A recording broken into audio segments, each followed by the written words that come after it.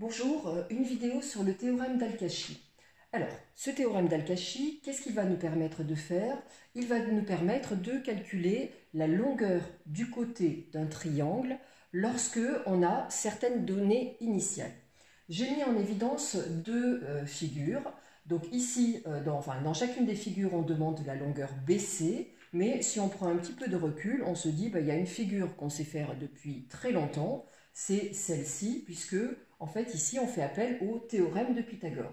En effet, le triangle ABC est rectangle en A, on connaît deux côtés, on connaît cet angle en A, on demande la longueur qui est ici. D'après le théorème de Pythagore, on sait que BC au carré, c'est égal à AB au carré plus AC au carré. Donc BC au carré est égal à AB au carré, ce qui donne 9, plus AC au carré qui donne 25. 9 plus 25, cela donne 34. Et donc, on en déduit que BC est égal à la racine carrée de 34. Voilà la longueur BC en valeur exacte. Donc là, c'est pas compliqué, c'est le théorème de Pythagore. Là, c'est une autre paire de manches, puisque on voit bien que le triangle n'étant pas rectangle, le théorème de Pythagore n'a rien à voir dans l'histoire. Alors, comment on va régler la situation? Eh bien, en fait, on va faire appel au produit scalaire. Et dans le produit scalaire, il y a une égalité qui est extrêmement importante et une égalité qui nous permet de transférer un travail sur les longueurs à un travail sur les vecteurs. Alors, pourquoi travailler sur les longueurs, ça nous pose problème?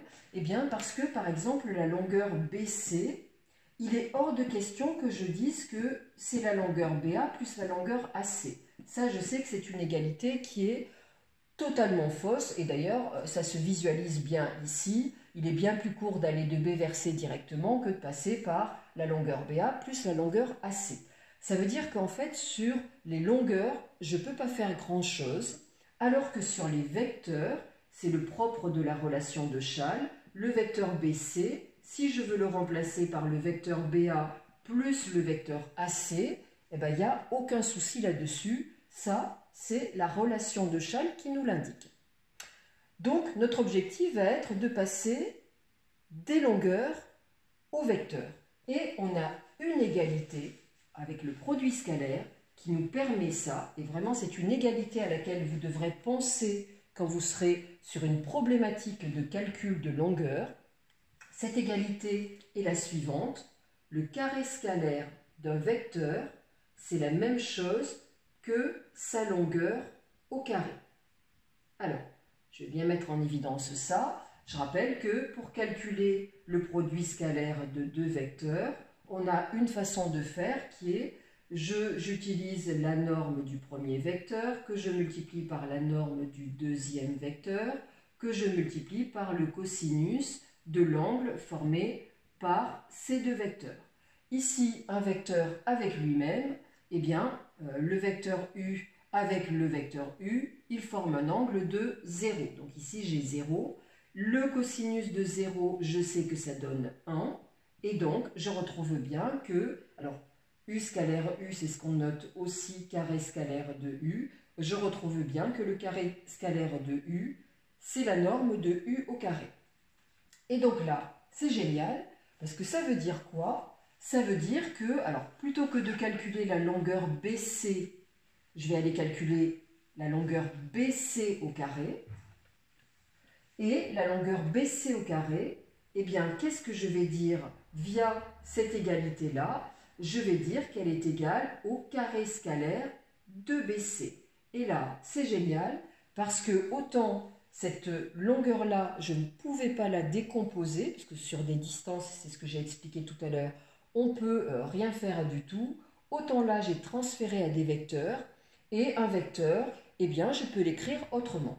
Et donc, là, par exemple, j'ai des connaissances sur les longueurs BA, les longueurs AC. Bien, tiens, l'idée a été de se dire, le vecteur BC, qu'est-ce que je vais faire?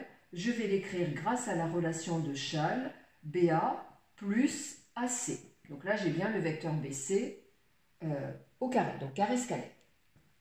Ça veut dire quoi? Ça veut donc dire que c'est en fait BA plus AC, scalaire BA plus AC. On admet que le produit scalaire, dans le produit scalaire, on a la règle de distributivité, simple distributivité, double distributivité.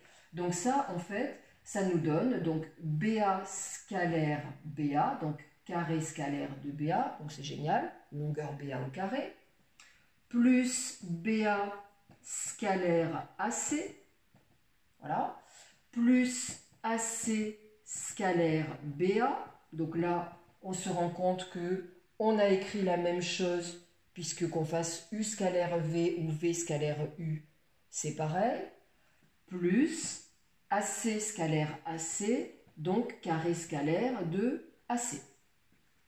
Voilà, donc là, avec les connaissances qu'on a, est-ce qu'on va réussir à calculer cette longueur BC au carré? Donc je continue là-haut. Voilà, ça veut donc dire que notre BC au carré, eh bien, qu'est-ce que ça vaut? Donc, carré scalaire de BA, c'est la longueur BA au carré, donc c'est BA au carré, plus, donc ici, ces deux produits scalaires sont les mêmes, donc je vais mettre 2BA scalaire AC, et puis plus AC au carré, donc carré scalaire de AC, qui est égal à la longueur AC au carré. Et donc là, c'est génial, je me dis, ah, tout à l'heure, j'avais rien du tout sur BC au carré. Là, eh bien, ça va être 3 au carré, donc 9. AC au carré, donc 5 au carré, 25. Il ne me reste plus qu'à calculer ce produit scalaire. Là, je remarque que j'ai l'angle formé par le vecteur AB et le vecteur AC. Là, j'ai le produit scalaire du vecteur BA et du vecteur AC. Mais ce n'est pas bien grave. Je me rappelle que le vecteur BA, c'est la même chose que moins le vecteur AB. Donc, qu'est-ce que je vais aller faire? Je vais remplacer ça par moins le vecteur AB. Ça veut donc dire que BC au carré, c'est égal à BA au carré moins 2AB scalaire AC plus AC au carré. Et là, c'est génial parce que j'ai tout ce qu'il faut. AB scalaire AC, j'ai moyen de le calculer. Donc, ça me donne, donc je vais garder encore les lettres, moins 2 fois, ici, donc j'utilise la propriété dont j'ai parlé tout à l'heure, donc c'est norme de U multiplié par la norme de V multiplié par le cosinus de l'angle UV. Voilà, et donc ça fait 2 fois la longueur AB, norme de U, fois la longueur AC, c'est la norme de V, fois le cosinus de l'angle formé par AB et AC, c'est le cosinus de 70 degrés, plus AC au carré, donc qui donnait 25, mais que je laisse comme ça. Et là, je me rends compte eh bien, que j'ai absolument tout ce dont j'ai besoin pour calculer BC au carré. Donc BC au carré va être égal à 9 moins, alors AB fois AC, ça fait donc 3 fois 5, 15, 15 fois 2, 30 cosinus de 70 degrés, qui n'est pas une valeur exacte. Donc si je veux travailler en valeur exacte, je laisse ça comme ça, plus 25. 9 plus 25, ça fait 34, moins 30 cosinus de 70 degrés. Voilà, ça c'est la valeur exacte de BC carré. Si j'en veux une valeur approchée, alors le mieux, c'est bien de m'assurer qu'elle est bien positive, c'est d'aller prendre plutôt la racine carrée. Donc BC est égal à racine carrée de, donc je vais taper ça sous la racine carrée plutôt que d'approximer d'abord BC au carré et de calculer la racine d'une approximation. Voilà, ça, c'est aussi la valeur exacte. Et puis ensuite, je prends ma calculatrice. Attention, si vous êtes en degrés, à bien vous mettre dans le mode degré au préalable, hein, parce que vos calculatrices, vous savez en lycée qu'elles peuvent être en mode radian qu'on utilise quand même souvent. Et donc, on fait, une fois que c'est bien en mode degré, 34, enfin racine carrée de 34 moins 30 fois cosinus de 70 degrés.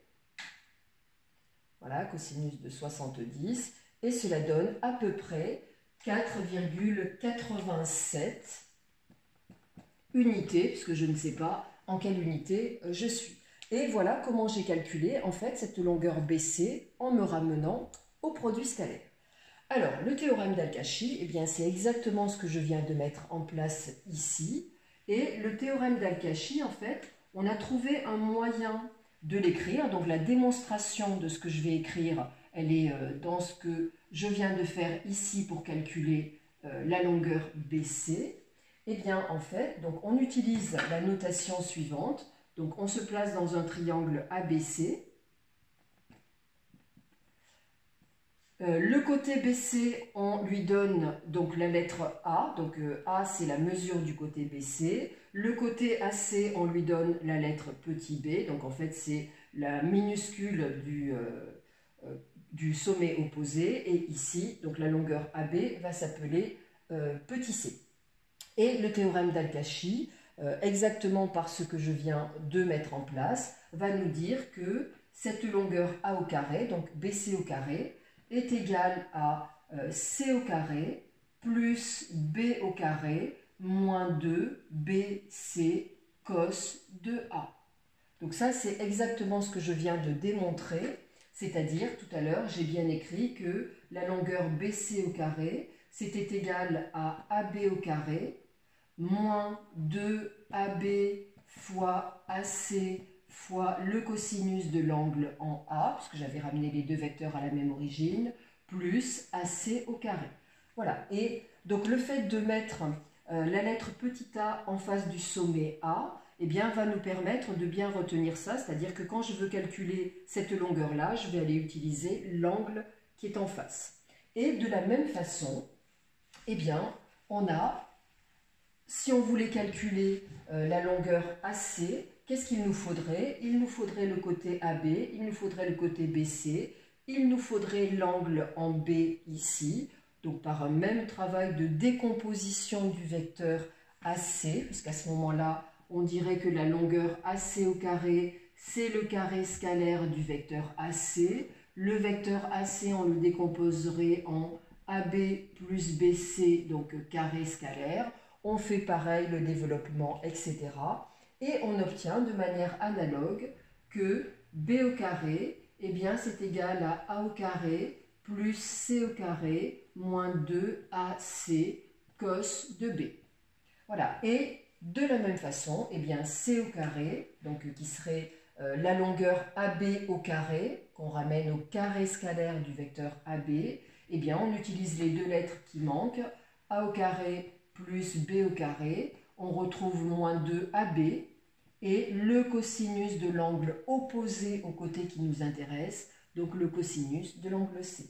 Voilà le théorème d'Al-Kashi, dont j'ai démontré cette partie-là de manière très claire tout à l'heure grâce au produit scalaire, et dont les deux autres égalités se démontrent de manière totalement analogue. Et donc c'est vraiment basé sur cette égalité-là, ou plus généralement, le carré scalaire d'un vecteur et la norme au carré de ce vecteur, c'est la même chose. Et ça, en géométrie, c'est vraiment une égalité fondamentale qui nous permet d'aller travailler sur les distances, qui sont des données qui nous embêtent, parce qu'encore une fois, une distance, ça ne se décompose pas, alors qu'un vecteur, ça se décompose. Donc par cette petite pirouette, on passe des longueurs au vecteur. Donc longueur au carré égale carré scalaire de deux vecteurs. Et voilà pour le théorème d'Al-Kashi, qui est en fait une sorte de théorème de Pythagore généralisé à un triangle qui ne serait pas rectangle. Voilà, et bien j'espère avoir été claire, et puis je vous dis à bientôt pour d'autres vidéos. Au revoir.